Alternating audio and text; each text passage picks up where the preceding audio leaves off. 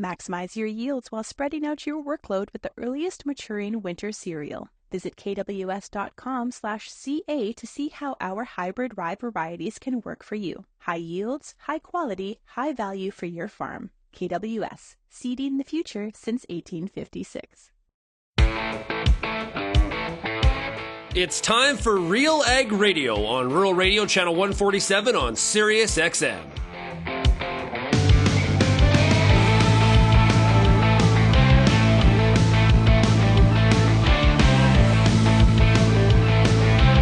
RealAg Radio and RealAgriculture.com is your home for insight and analysis of the issues that are impacting your farm business. Let's get real and get connected with RealAg Radio.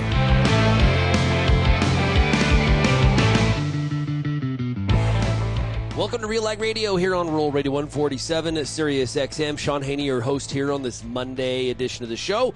Thanks so much for making RealAg Radio and Rural Radio 147 a big part of your workday. And of course, as always, big shout out to everybody also listening out there on the RealAg Radio podcast. It's Monday, and we are broadcasting here from Lethbridge, Alberta, our home base, HQ, as they call it. Studios here in the downtown of Lethbridge. It is great to be with you. Hope you had yourself a great weekend. Got done what you needed to get done on the farm. It was hot. It was very hot here in Alberta. Sunday, I did something real cool. So as you know, last week, crazy travel week. Bonkers. I was all over the place. I was at Saskatoon for AIM and then shot over to Memphis, Tennessee, and was at the Helena Agri-Enterprise Innovation Expo. Had a great time with Helena, and you can catch all the festivities of that show on It Was Fun Friday. So look back on the RealAg Radio podcast to check that out. Got home late. So travel day on Friday was nuts. Traveling through the blue screen of death. You don't realize how many digital signs there are in an airport as you're walking through and all you see is blue. You know when your computer just goes on the fritz, it's just, we got a problem. The blue screen of death. And all you saw throughout the airport was these blue screens, like when they have the arrival and the departure signs in the big airports, right? They were just all blue. So I got from Memphis to Denver, and then I thought I may be marooned in Denver for the whole weekend. So, it created this chain reaction. There was something like 3,500 to 4,000 flights impacted. Like, this isn't like a snowstorm where it's like, okay, so one region of the country's in trouble. No. This was the entire country. It was an awful travel day. And it's mind-boggling to me how many people... Like, what is the agent at the desk supposed to do? Like, why are you yelling at them? What are you going to do? It was just one of those days. So I did get home. I got from Denver to Calgary much later than I anticipated, but I was thankful to just get out and get home on Friday night. And then Saturday, what we did, really cool experience. Went to Calgary, drove back to Calgary, and took in a full day of beach volleyball. Now, I have never been to beach volleyball before, and it was my daughter's boyfriend was playing. He's been playing beach volleyball all summer, and one, very hot out, but two, exhausting to watch. Like, beach volleyball is a workout. Those boys were like exhausted after 3 games in one day. It was, it was pretty cool. I really enjoyed it. I can pretty much watch any sport. If there's a competition, I'm figuring out the rules, the strategy. I really enjoyed Saturday in Calgary watching some beach volleyball. And I actually also caught up with a friend, Christine, as well, who lived right very nearby. So caught up with Christine as well. So very productive weekend, but we are back here to get back to work. And it's Agronomic Monday here today on the show. What we're going to hear is we've got Ken Fry. He's an entomologist with Olds College. He'll be talking about proper sweep net tactics for successful scouting. You got to do the sweep properly in your canola field if you're going to do the proper evaluation. We'll also hear from Richter of Syngenta. Bert Tobin was out on the island talking to him about winter wheat finding a home in Maritime potato rotations. We've also got a wheat school episode with Dr. Kelly Turkington of AFC out of Alberta. And Kelly's going to talk about targeting the head with your fungicide if we're trying to do proper suppression of Fusarium head blight. And then I got a special treat for you. We used to do this on the show more regularly, but what we're going to do today is I'm going to give you a taste, just a little bit of a tease of Wheat Pete's Word. So Peter Johnson joins us frequently here on the program. But today what we're going to do is we're going to play a little piece of Pete's podcast, Wheat Pete's Word. And so I'm going to play that for you, and so you can, because I would love you to listen to that show as well, because a new episode drops every Wednesday. Pete does a great job. He answers all of your questions, and would definitely love for you to make that a part of your podcast listening habit as well. Hey, if you have any feedback on today's show, you can send me an email, shaney@realagriculture.com. You can also find us across all the different social media platforms. We'd also love to have you call the RealAg feedback line. The number is 855-776-6147. If we have time, I would love to have, on RealAg on the weekend, on 650 CKOM and 980 CGME, we do this show, RealAg on the weekend. And I talked quite a bit about the panel that I had hosted for Saskatchewan pulse growers last Tuesday at Ag in Motion. Talking about the future of plant breeding, and of course specifically pulses, the future of pulse breeding in Saskatchewan. And there's a lot of changes underway, and I want your feedback on what you think about it. The whole idea of trying to bring more competition into the sector, try to have more than just one plant breeder trying to bring new lentil varieties or chickpeas or field peas to the market, wanting to get a number of different breeding companies innovating and competing in the marketplace. There's just one catch. Saskatchewan's going to move from royalty-free varieties to varieties that will have royalties on them, and not just royalties on certified seed, but trailing royalties as well, where even if you save your own seed, you'll have a royalty, and it'll be less than that first certified purchase, but there's going to be a royalty on it that you report based on per acre, okay? And one of the numbers that was thrown out that is used in a couple other agreements outside of pulses is like on that trailing variety is like $2 an acre. Okay, so for that quarter section, you're going to pay about $320 to use your own seed. So we went through the whole, and we're going to post the entire panel on realagriculture.com because Saskatchewan Pulse Growers recorded it, and they posted it on their podcast. So you can check that out. Go to Saskatchewan Pulse Growers website, and you can and find the audio. But we're going to post it as well, and at realagriculture.com. But I want your feedback. What do you think about the change? Is this a great change? Are you concerned about it? What other questions do you have? And I did a whole segment on RealAg on the weekend, breaking down both sides of the arguments and the debate and the discussion and how great the questions were from the audience. Oh, farmers brought some great questions and some great examples. Hey, what if? Fabulous stuff, because it really presents some practical things for people to talk about around this topic. So please check that out and send me your feedback. shaney@realagriculture.com. Okay, let's take a break, and when we come back, we're going to talk about proper sweeping tactics. What are the proper ways to run that sweep net so you're doing the right evaluation of what's actually in that canopy? You're listening to RealAg Radio, Rural Radio 147, Sirius XM.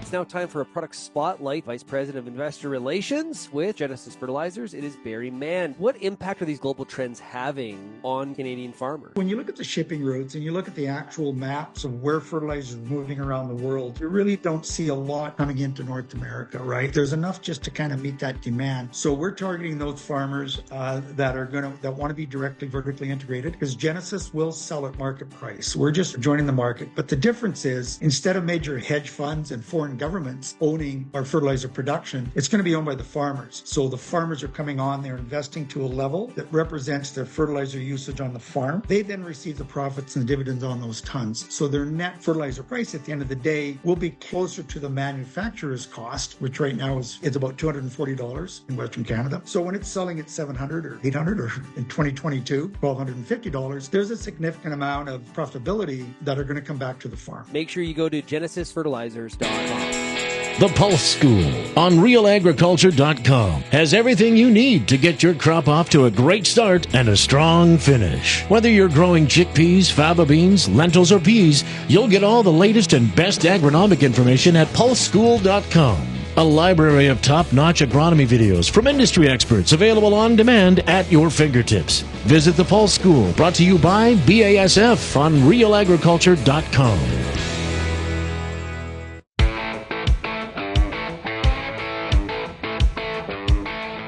You can maximize your yields while spreading out your workload with the earliest maturing winter cereal from KWS Seeds. Visit kws.com/ca to see how their hybrid rye varieties can work for you. High yields, high quality, high value for your farm.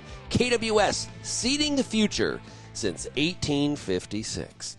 Okay, so if we're out in our canola fields, we got to make sure that when we're doing the evaluation of looking at some of those thresholds of some of the pests like, cabbage seed pod weevil, lygus bugs, and other predators, right? And make sure we're watching out for the beneficial insects. Okay, I want to mention that. Beneficials, pay attention. We learned that throughout our Pest and Predator podcast that we do with the Field Hero series funded by WGRF. But we got to make sure that we're doing a proper net sweep. Okay? We've got that sweep net, and we got to make sure that we're using it properly. Well, on a recent Canola School episode that is brought to you by BASF Canada and Vigor Hybrid Canola, Real Agriculture's Amber Bell caught up with Ken Fry of Olds College to talk about this very subject. Here's the conversation. The reason we use a sweep net is it's very versatile. It's a simple technology. It's easy to make or purchase. They're inexpensive to purchase. The sampling method that we use where we're sweeping through the crop or into the crop itself, it's been proven through a lot of research to be able to take a representative sample of what's out there in the crop. Mm-hmm. You can exploit how the insect behaves. So as we're going through the crop, it depends. If you're going for, say, foliage feeding insects, you would sweep down into the canopy and get that foliage sampled. If you're going after something more that attacks the flowering stage, then you're coming at the flowering stage. But either way, you leave a little bit of head space because some insects, they'll drop. So you need to get deep enough down through the crop to capture the animals you're after. But one of the behavioral quirks of some species is they see something coming or a disturbance, they leap up into the air. So that's why you have a little bit of head space above the canopy so that if they have that kind of a response, you capture them. Right. So the technique it is, ultimately it's been shown to be reliable, to be representative of what's in the field. But in order to get it done well so that your numbers are correct, and so why do we need numbers? We don't just go, it's Tuesday, let's spray. It's based on integrated pest management principles, specifically economic thresholds. Right. When is it worthwhile to expend the cost on equipment, labor, and material to go out and spray a field, in addition to accepting what are the non-target costs, right? And we can talk about that in a moment. But strictly speaking, if you're going to take an action, it should be driven by the circumstances in the field. Like, what is the risk? Absolutely. So we have these economic thresholds. So X number of animals per square meter, per plant, per 10 sweeps, whatever it is, per pheromone trap. And so that's why we're going to go out and sweep, is we're going to see if we can detect what's out there and then compare it to what level is actually worth taking action, or saying, no, our field is not infested enough, it's not worth our while to expend this much money to protect that much loss of crop. Right, and so when you're going out and sweeping, so how many, let's say, swipes are you taking, per area of field? What are we looking for? So this is where it gets really challenging. There's a formula called Cochrane's formula, and what it does is some of those people who have read forget it was, it's an old science fiction book. The names escape me. But anyway, the answer to the life, the universe is everything is 42. But that's not it. It's 386. That's a lot more than 42. Yes. Yeah. And so what the formula breaks down to is if you have like 10,000 units or more, so 10,000 plants, 10,000 square meters, 10,000 whatever, in order to get a statistically relevant and reliable sample, you would have to take 386 samples. Okay. And so it's a proportion of that large population. So if you had a very small population, say you had 100 plants or 100 square meters, you'd actually have to sample 80% of those, or 80 of those plants, or 80 of those square meters. But as your population goes higher, that proportion drops down. So there is no one true answer. It's based on what area are you sampling. If you're sampling 100 acres, you'd have to sample presumably 80% of those acres. But that's prohibitive. Nobody's going to go out and sample 80 acres 80% of like, a quarter section, right? Right. That's ridiculous. So strictly speaking, industry has looked at sampling over time. And a good general rule would be 100 acres, you're going to take 10 to 20 samples. Anything over 100 acres, you're taking 20 to 50 samples. Okay. Now, these samples, when we say a sample, that's 10 sweeps. And so, because if you just took one sweep, who knows? It could be in a low dip, it could be at a high spot, Right. it could be at some underperforming plants, it could be at some overperforming plants. That's what we mean by the variability of a population. Every plant here is different. And every disease pressure, every insect pressure is different for every plant. Right, and elevation probably changes it a bit. Wind due to direction, moisture. And relative humidity, temperature, all manner of things. Soil, like you know how variable soil is, right? Yeah. So if you're taking your 10 sweeps, then it's sort of, okay, I'm going to pool all of that variability and get an average. So then I count, I've got so many ligas per 10 sweeps. I have so many cabbage seed pod weevil. Then I go another sample site. So what we like to do is, if you're doing something like cabbage seed pod weevil, we call this directed systematic sampling, because we're directing our sampling, our system, towards catching those. it's exploiting the biology. So the biology, the behavior, like cabbage seed pod weevil coming in from the edges, or flea beetles coming in from the edges, grasshoppers coming in from the edges, then we would focus our system towards the edges first. Okay. But if it's something that is, landing on the high spots, like cutworms and wheat, ligas coming in from other places, then you would do a W. So essentially a W, and we're getting edge of the field, we're getting middle of the field, we're getting a representative sample of the field. Now it means a lot of walking. Yeah. And just a helpful tip, you park your vehicle at one side of the field, start out that you end up on that same road. So you don't have to walk quite so far. So we don't do Z sampling where you end up somewhere else. It's a W sample. Right. And so what you do is, the other thing is why we call it systematic, is humans are inherently biased. Ooh, look. Like we'll overestimate looking the for threat. grasshoppers. Hey, there's one over exactly. there. Or Let's go there. disease or whatever. Yeah. So we'll overestimate, or I do not want to spend the money, I don't want to put the spray suit on, or whatever. And they say, I see nothing. And then you underestimate. So that human bias can be a problem. And what we'd rather do is be systematic, take as much of the subjectivity out of it. And so we walk that line and go 5 meters, and then we take our 10 sweeps. So 1 meter, 1 sweep every meter as we walk through the crop. Take our 10, pop that in a container, and then we go walk 5 meters, take our 10. So you have to map out your field first, so drone footage or Google Earth or satellite footage is nice, so that you can pre-select where you're going to do your walk, and that then takes your bias doesn't. your bias doesn't creep right? into it. Absolutely, and that means it's objective. It means that the numbers that you're taking from your efforts are likely to be valid and will best represent realistically what's in your field, and then you make better informed decisions. Right. So you spoke about sweeping for just one species. Would there be a reason, or would you do a general sweep over the entire field just to kind of see what's out there as a whole? If you're a masochist. Oh, okay. Yeah. So let's be honest. Producers are very busy individuals. There's some downtimes, certainly, but strictly speaking, as the crop's growing, they have to make a lot of decisions. When we say do a general sweep, don't bother. Right. The reason being is there are different pests at different crop times. So cabbage seed pod weevil is getting into the seed pods.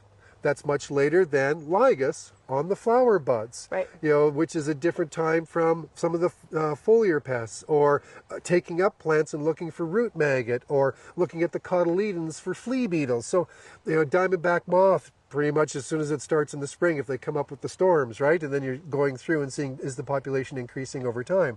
So we have pheromone traps, strictly speaking, for Berthas and diamondback, but you also sweep for diamondback, or you yoik out plants and whap them over the hood of your vehicle, because what is the threshold? 200 larvae per square meter? Right. Who's going to count 200 larvae? You should, but but it's a guesstimate. It's kind of an eyeballing thing. But strictly speaking, you're sweeping when the target pest and the most plant active. is at the right stage. So you might end up being sweeping multiple times in a season. Now, that goes for the beneficial insects too. They have a cycle to them as well. Like, there are certain animals that will be out early season, some mid-season, some late season. So to do just a one single snapshot is unlikely to give you the kind of information you need to make informed decisions. Okay, that's really good to know. And then, are there any resources on where producers can, because you mentioned sweeping at different heights in the crop, are there any resources where producers could go to figure out, okay, you know what, I'm looking for, cutworms or something, where am I sweeping in? So the Canola Council of Canada is really good that way. They have Canola Encyclopedia online. They have videos on how to sweep. They have videos on where to sweep. They have information pamphlets on who's a good animal, who's a bad animal, so the beneficials versus the pests, pest timing. So they'll have a life cycle, and they'll have a calendar and the bars across which months that any given life stage will be present and when you're supposed to be doing your sampling. So they have done a really good job amassing all that information from all the research that they fund. Yeah. They fund an awful lot of research, and that's, of course, the growers themselves, the producers themselves are actually funding it through a checkoff system. And to reward them for that dedication, here's all the information you need to make good decisions. Very cool. Yeah. Very cool. So do you have any other final closing thoughts on sweep netting techniques, on what producers should be out there doing, looking for, especially as we're reaching the flowering stage here? Sure, and we touched on this at the very beginning, and that is precision. And so Amber goes out and sweeps, and Ken goes out and sweeps. Are their numbers really comparable? Is that an Amber number? Is that a Ken number? How do we make sense of this? So if you have more than one person doing this field scouting for you, you have to have that precision. So when we do a sweep, it is at the right canopy height. So one person might be taller than the other. So you can't just say at your hip, do a hip pivot. Right. You have to it's at this level of the canopy, depending on which animal we're going for. Number two is I'm going to back up here just a bit, and it's a 180 degree. So we do 180 degrees, and that way you're sampling the same area I'm sampling. Right. Right. So that Amber sweep and Ken sweep, we can combine those numbers, and they're an accurate reflection of what's out there. So that's precision. Doing it the same way every time, and that means it's reliable. You don't have strange numbers creeping up from, why is it that way? And that's something else to think about, is the weather. When you go out, is it particularly windy? Are the insects going to be hunkered down, and so you're undersampling them? Is it really wet? Because in the first field you go to, it was really early in the morning, there's a lot of dew, and so those things are gumming up your net. You're not seeing as much as you'd want, and then by the time you get to your last field, it's late afternoon. So you're going to have these time differences as well. Right. So you try to, as much as possible, say, okay, this is what, and this is only through experience. You're going to have to look at your fields and get to know them, and that, okay, this morning number is equivalent to this afternoon number, or this windy number is equivalent to this rainy or wet number. So then it's not just a single number. Right. It's going to have to be context specific. So throughout the season, you'd really want to be keeping good records. Yes. And knowing what happened, a month, 2 months ago. Yes, and even on the very day that you were sampling, is take those records down. And it was an American philosopher, George Santayana, not to be confused with Carlos Santana, the guitarist, but George Santayana. Those who ignore history are doomed to repeat it. Right. Right. So keeping good records, you learn from the past. You are then prepared. That's what differentiates us from a rutabaga. We can predict the future, right? Rutabagas, not so much. That is Ken Fry of Olds College. Hey, Olds College will be the show sponsor on Wednesday. That's right. We're talking about the big event that's coming up on campus there very, very shortly. We're joined by Todd Orman of Olds College on Wednesday's program. Okay, let's take a break. We've got more of RealAg Radio here on Agronomic Monday. When we come back, you're listening to Rural Radio 147.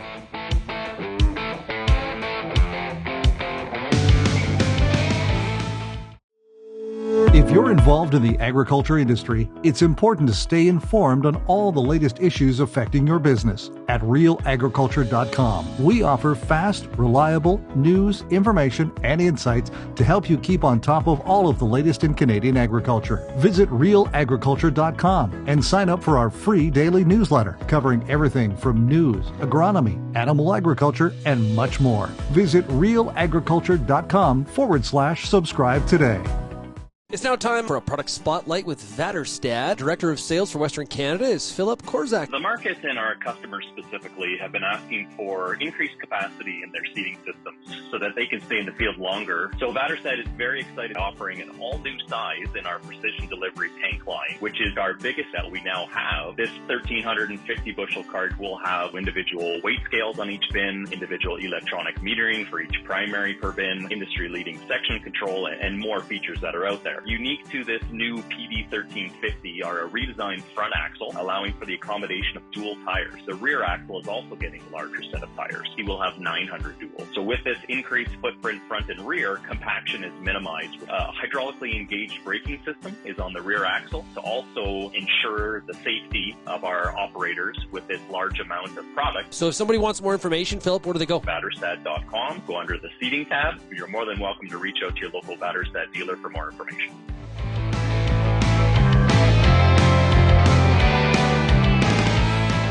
You know, one of the things I tell people all the time is what I love about Real Agriculture is the opportunity to get out and about and see so many different angles of agriculture, right? Like, look at last week. We're in Saskatoon. Then I'm in Tennessee. I'm in a cotton field. First time ever. Very cool. I learned a lot about cotton. I'm kind of embarrassed to say I've never been in a cotton field before. Now, I've been in a sugarcane field. I've just never been in a cotton field, and I really enjoyed it. So big shout out to Clay from Helena for giving me a tour, kind of a personalized tour, and walking through the cotton plant. I really do appreciate that. But now, speaking of all this, we also get out to Prince Edward Island. Yes, and Bernd Tobin was out on the island with Eric Richter of Syngenta, talking about how, you know, winter wheat really has a place in that potato rotation in the Maritimes. Here's their conversation. So, Eric, answer a question for me. What is the fastest growing crop in the Maritime? Oh, I love that question, Vern. The fastest growing crop on PI, I believe, is winter wheat. On an acreage basis, growers are keen to grow it. We've had some really good success in the last 5 years.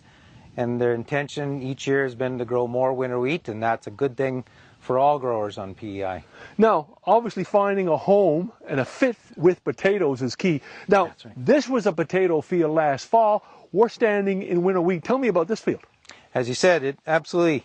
Here's the living proof, or dead proof, that this was in fact a potato field in 2023.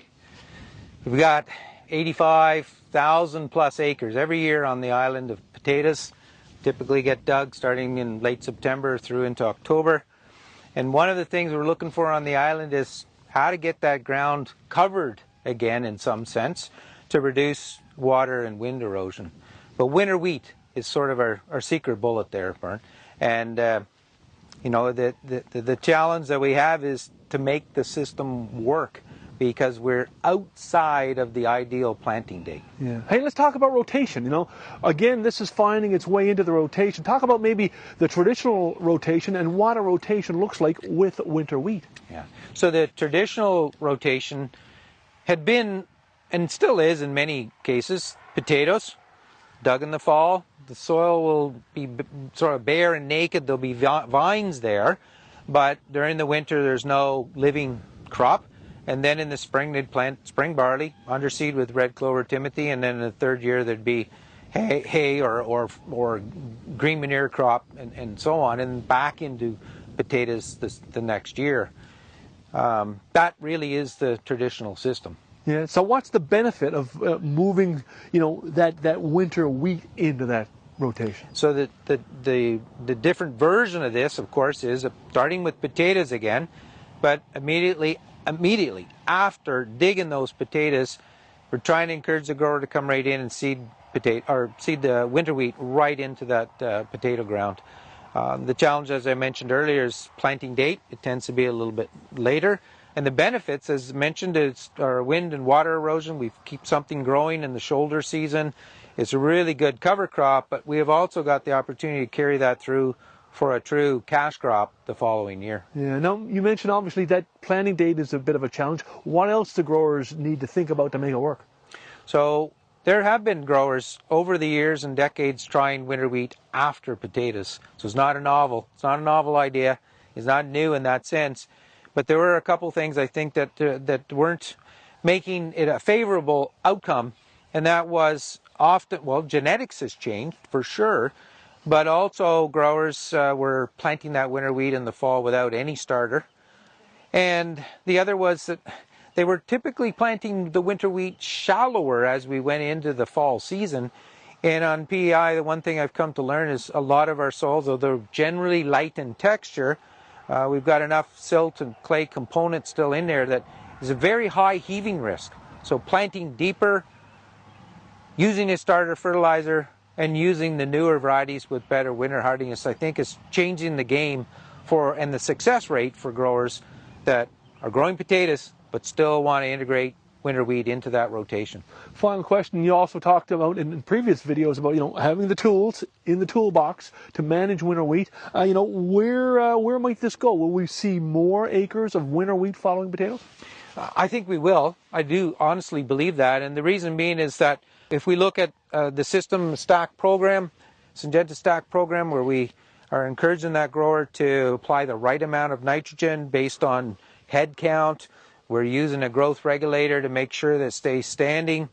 We've got fungicide at T1.5 and then again, like Miravis Ace at T3. That stacked program puts the yields into a profitable range. And as enticing as it might be, no matter what crop we grow on the island, I firmly believe we're helping them grow a better crop, but it has to be a profitable crop as well. Great stuff, Eric. Hey, really appreciate you making some time and hosting us here in PEI on Real Agriculture. Bern, we're glad to have you. Thank you. Eric Richter of Syngenta doing his best, really sound like wheat Pete, pumping that wheat crop, fit into that rotation. Good stuff from Eric. Eric, so knowledgeable. And it's great that we're able to get out and shoot videos and do interviews like that out in Prince Edward Island. Great work by Bern Tobin. Okay, when we come back on RealAg Radio, we're going to talk about targeting the head with fungicide for FHB with Kelly Turkington. You're listening to RealAg Radio, Rural Radio 147.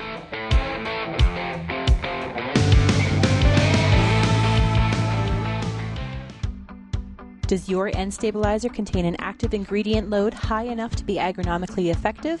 If not, it could be costing you time and money. If you're putting down a nitrogen stabilizer, put your trust in Koch Agronomic Services. Solutions like Super U, Tribune, and Anvil. Each delivers high active ingredient concentrations that low-rate products just can't match. Compare how imitator products stack up to agronomically effective solutions at defendyourn.ca. I'm Lindsay Smith from RealAgriculture.com. Join me Monday nights for The Agronomist, a 1-hour live and interactive show broadcast across YouTube, Facebook, and X. Monday nights at 8 p.m. Eastern, I host expert agronomists from all over the country to give you answers to some of the toughest agronomic questions. Join us live or catch the replay Tuesday morning. That's The Agronomist with me, Lindsay Smith, Monday nights live at 8 p.m. Eastern.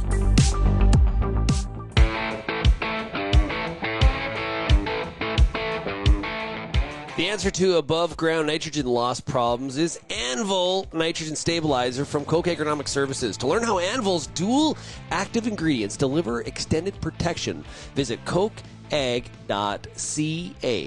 Okay, let's now talk about fusarium head blight. and one of the most knowledgeable people when it comes to fusarium. I remember when fusarium was first found in Western Canada. Dr. Kelly Turkington from AFC, he was all over it, providing analysis and recommendations to growers. Let's take a step backwards here a little bit and hear what Kelly has to say about the proper target. We need to make sure that fungicide is targeted on the head for that FHB suppression. Here's Amber Bell of Real Agriculture talking with Dr. Kelly Turkington of AFC. If you look at fungicide application, I think the one factor, and we're seeing it from our research, colleagues in Saskatchewan, Gursahib Singh and Randy Kuchar and colleagues in Manitoba, and of course in the States, is that fungicide timing is going to be key. And I think the current window that we have on the labels starts too soon. And it's in wheat about 75% head emergence, barley is about 70%. So that means 25% in wheat, 30% of the heads are either not out of the boot or they're partially out of the boot. So if you put a fungicide on at that time, you're only directly protecting the plant tissue in that head that is actually visible and out. Yeah. And so the recent research out of the States especially suggests there is a bit of a compromise in terms of suppression of symptoms, downgrading, and then production of dawn if you go too early, so around the timing of head emergence, and it depends on how variable the crop is in terms of head emergence, establishment earlier in the season, higher seeding rates, good seed to soil contact, good seed and seedling health, all promote a very uniform crop, which means a uniform head emergence, and that means a more uniform target to hit. Mm-hmm. So the work that we've done and others in Saskatchewan and Manitoba and Manitoba, really probably the middle part of that window or even a bit towards the end of the window that we currently have. So if you can make sure that most, if ideally all heads in the crop are out of the boot, putting that fungicide on at that time will give you the best opportunity to suppress the disease and the dawn in terms of trying to manage it effectively. The other challenge with fusarium that we often see is that there is this view that anthesis is the key time. And yes, it's an important period, but if you look at a lot of the research over the last 100 years, anthers are not necessarily needed for infection. And basically in small grain cereals, the key time for infection is from around flowering to about the milk or mid-milk stage. However, infections can occur beyond that. So if you look at 2006 in Manitoba or 2003 in the southeastern states, the conditions initially around flowering were not overly conducive. So the symptomology in the crop wasn't there. The grain that was harvested wasn't showing FDKs, but because that infection came in a little later, you had superficial infections on that barley kernel or wheat kernel and production of dawn. So the kernels looked fine. They graded a number 1. Yeah. But when there was secondary quality control that was done by maltsters or millers or pasta makers, they were finding dawn levels that were of concern. So that, I think waiting until after head emergence, because the key thing is maintaining a certain amount of fungicide concentration in that head, which then helps to control potential infections further into the grain filling period. Right. And the other challenge is fusarium isn't the only issue that producers are dealing with in their cereal crops. So leaf spot diseases, tan spot septoria in wheat, net blotch, scald, spot blotch in barley are key things. And then of course the rust. So if you have a lot of development and signs that you see at the time of weed scouting or tillering, and it's very easy to find, and it's starting to move from the lower canopy into the middle canopy, that is a scenario where you might want to go in with a fungicide at flag leaf or maybe as early as growth stage 32 to control or provide some suppression of that leaf disease and then come back in after head emergence to get your FHB suppression and to top up your leaf control. And again, the key thing that we see in our research is the longer you can protect those upper canopy leaves, so the flag leaf and wheat especially, and penultimate leaf, barley, it's the penultimate leaf and the third leaf from the head, during that grain filling. So after fertilization has occurred, the better. You see better 1,000 kernel weight, better bushel weight. And of course, all that adds up to better yields as well. That is Dr. Kelly Turkington of AAFC. That was a Wheat School episode. You can find more episodes like that. Great information. And we're in the field getting you timely agronomic information. And it's all made possible by Syngenta Canada, C&M Seeds, and Alberta Grains. You can find more of those episodes by going to wheatschool.com. Okay, let's take a break. And when we come back, we're going to hear some of Wheat Pete's podcast. Wheat Pete's Word. Yes. We can't have an Agronomic Monday without Wheat Pete. We'll bring that to you when we come back. You're listening to RealAg Radio, Rural Radio 147.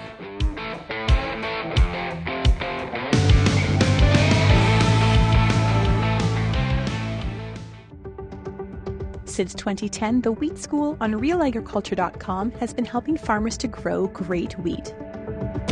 Covering everything from markets, the latest research, pest and disease control, all the way down to on-farm trials, the Wheat School has everything your crop needs. Check out our massive video library on YouTube and grow great wheat with the Wheat School, brought to you by Syngenta Canada, C&M Seeds, and Alberta Grains.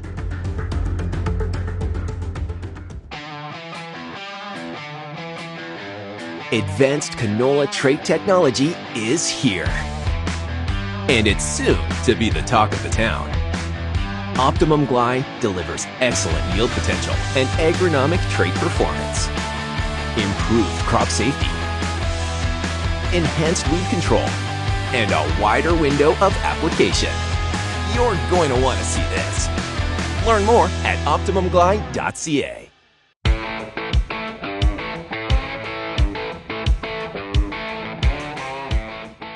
Bit of a treat for you now. We're going to hear a snippet, a piece of Wheat Pete's Word. Now, Peter Johnson does this podcast every Wednesday. It's called Wheat Pete's Word, and he answers your agronomic questions. It's very, very cool. He's been doing it his entire time here with Real Agriculture. And actually, this format dates back to his time as the wheat specialist with Omafra as well. Wheat Pete's Word is brought to you by Syngenta Canada and Miravis Neo. Pete starts off the discussion this week talking about how much rain areas of Ontario have been getting recently. He starts with Watford. Getting 7.5 inches. That's 190 millimeters if you want it metric, give or take, in 2 days. That's incredible. Plover Mills, so that's just north of London. If you don't know where Plover Mills is, they closed a bunch of roads. They got 3.5 inches in about 2 hours. So my great friend Ken Nixon, who is just north of London, was watching the Weather Underground, and at the peak of the rainfall, it was coming down at a rate of 288 millimeters per hour.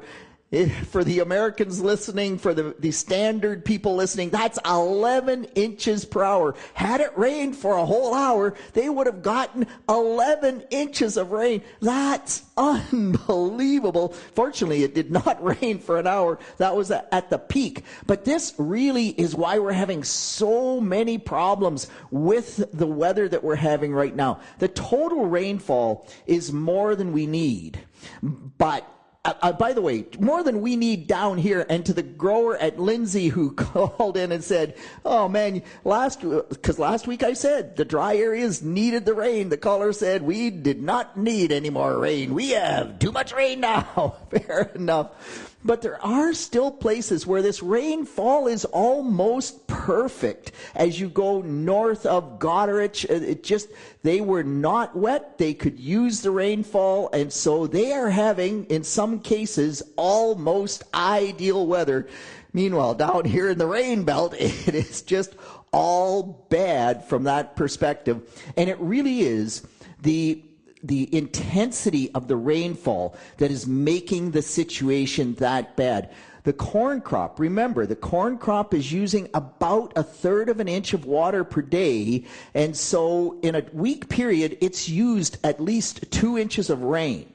So 2 inches of rain, if you get 3.7, if you got it over the whole week, it would not be a big problem. But when you start getting it in 2 hours, then everything floods. In fact, at that Plover Mills around there, water was going over roads. I think there was 5 or 6 roads that it was going over. Gravel's washed out everywhere. The erosion is horrendous. In Johnson's wheat field, and we didn't have that much rain, but we had way too much rain. We were fortunate enough, we pushed late Sunday night, and kudos to the growers that pushed, man, because this weather is not good for wheat quality, that's for sure. The other thing that I want to change gears, because, man, all of that is just bad, bad, bad. And everybody's going, oh, my gosh, the sky has fallen. Prices are in the doldrums. Now the wheat crop's gone to crap. Man, Johnson, you are just a real bundle of joy. No, there are incredible positives. So Woody, down near Dresden, Woody's wheat crop, 138.8 bushels per acre. Another grower at Thamesville. Now remember, these are lighter soils, and so a wet year is actually good for them because they don't get standing water as much. But another grower at Thamesville, 133 bushels per acre, 68-pound test weight wheat, best wheat that grower has ever grown. So there are some real positives. Here's another real positive. I love this story because Cohen, his first wheat field, only at 115 bushels per acre, and he's very disappointed because he thought it looked like at least 125. Cohen back up. The hot week took at least 10 or 15 bushels away from the wheat yield. So that could have been 130 bushel wheat. And by the way, Cohen's dad, Rob, I talked to him. And you know, when Rob and I started out, man, if you got 60 bushel wheat, you were really doing something. Meanwhile, now Cohen is almost double that, and he's disappointed. That to me is a real positive story. Hey, there is also, despite the fact the edible beans, lots of root rot, lots of tough-looking ones, where they are good. Kevin sent me a picture of 30-inch edible beans. I think they were kidneys, if I'm not mistaken, either kidneys or crayons. They had yet to start flowering. 30-inch wide rows, and the rows were already full. That is one massive edible bean crop. That is going to need fungicides for white mold, baby. You better be on top of that. No doubt about that. And hey, some other really cool stuff, just as we talk about corn. Paul up at Matheson, I talked about the corn tasseling early last week. Matheson. Now, Matheson is in northern Ontario, and most of us would say, gosh, Paul, you should not even be growing corn at Matheson. Like, come on. His 2,300 heat unit corn, 21 to 2,300 heat unit corn, started tasseling on July the 10th. Planted under plastic mulch in middle of May, July the 10th, full tassel by July the 16th. Man, that's awesome. Going to have great corn at Matheson if that's when it's going to tassel for sure, because that's early. That's what we want. And the other real plus for Johnson, maybe not for the rest of you, but for Johnson. So Sharon from Mitchell sent me a picture of her harvest helper. So this is her oldest son driving the combine, harvesting their yen plot. And this same child, when they were much younger, insisted, and for who knows why, but absolutely insisted on planting wheat in their flower bed and then harvested the wheat out of their flower bed. They are a wheat person. Sharon, thanks for that. Man, that's a real pick-me-up for Wheat Pete. Okay, I want to move on, and I want to talk some cool stuff. And by the way, for anybody out there that comes across cool research or neat stuff, or just send it to me because I love this stuff. So a huge shout out to Dave, Lisa, and Jeremy. They sent me an article called The Gold Mine of Wheat. We will link that article in the post because there's so much great stuff. But it talks about Arthur Watkins, who back in the 1920s tried to collect all wheat varieties from all over the globe, really was very adamant he had to have those, ended up with 827 kinds of wheat. There's a great collaboration between the Chinese and the UK, the Brits, and they have actually managed to sequence the DNA from all 827 kinds of wheat. Modern wheat is only using 40% of the genetic diversity that exists in that entire pool of genetics. So lots of genes to investigate, to look at. Can we have drought tolerance, heat tolerance, salt tolerance? Salt tolerance they're actually working on. And by the way, 1 in 5 calories still today comes from wheat. Globally, 1 in 5 calories consumed by humans comes from wheat. Here in Ontario and across much of the U.S. Midwest, it's all about corn and soybeans, and wheat doesn't get much, notoriety, if you will. 1 in 5 calories comes out of wheat. That's a tremendous story. Lots of cool stuff. And just makes me feel good. There's still lots of positives out there. Okay, let's move on and talk about agronomy answers. I need to start on wheat. I want to talk about test weight, like what's going to happen to the wheat crop now. So first off, test weight will drop. And by the way, there are some huge genetic differences in where the test weight starts from in the varieties that we have out there. So 25R64, awesome yielding variety, but its one weakness, or one of the weaknesses, I'm sure it has others, but is low test weight to begin with. Every time wheat re-wets, you lose 1 pound per bushel in test weight. So if you have a variety that starts off low, you may well start to see downgrades account test weight. Again, I'm not knocking R64. It has excellent yield. That's one of, there's no perfect variety. That's just an example of a weakness there. Next is sprouts. And Kevin sending me a picture this morning of his soft white winter wheat already with sprouts. The falling numbers, so sprouts and falling number are really related, the same thing. At the mill, they don't care about sprouts. They only care about falling number. At the elevator, because most elevators don't have a falling number machine, they rate sprouts because the two are somewhat related. Regardless, the falling number on the soft white wheat was already dropping to the point where it was borderline. The falling number, the critical falling number is 250. That's 250 seconds. We won't get into the nitty-gritty of that, but the falling number, 250, it was already on soft white, dropping down into the, close to 250 range. After all this rain, almost for sure, a lot of soft white is going to be in tough shape from a falling number standpoint. Even the soft reds and the hard reds will be lower. How much lower will depend on how long it stayed wet and how mature that wheat was. And again, genetic differences in where they start on falling number as well. So you're just going to have to take it off and hope. Mildew and black point are also probably going to show up. So lots of challenges. On the falling number issue, one of the tricks, and I wouldn't have believed this a few years ago, but it's real.